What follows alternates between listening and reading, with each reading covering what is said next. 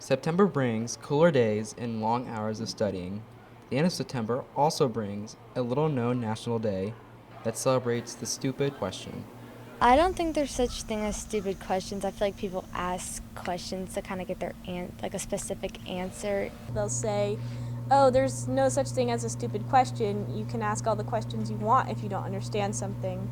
And then, like 5 weeks into school, they'll go, that's a terrible question. You can't ask that. Yeah, I feel like there is stupid questions because like they come with common sense. In the 1980s, a group of teachers realized that their students weren't asking enough questions in fear of sounding stupid. So they made an Ask a Stupid Question Day to give students a chance to ask the questions they were most embarrassed by. If you're asking to learn something, you're inquiring about something, that's never stupid, but it can be a lazy question if you're not looking it up for yourself. I don't think there is a stupid question. There are silly questions and there are fun questions, but there's no stupid questions.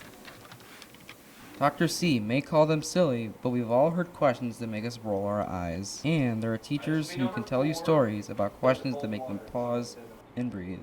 We were watching a movie called Saving Private Ryan. We had just covered World War II. And at the end of the movie, there's a part where the Germans are advancing on a bridge and the Americans are trying to hold the Germans off. And it was very suspenseful, and one of my students raised his hand in the middle of the movie and said, "Hey coach, did we win this war?" According to globalcognition.org, there is no such thing as a stupid question, but some questions accelerate your learning more than others. Conceptual questions help you retain more. So when you do a conceptual question and you've got two things and you pull them together, you're actually making connections, and learning happens best when you take something new and you connect it to something old. How do teachers encourage a safe questioning environment in the classroom?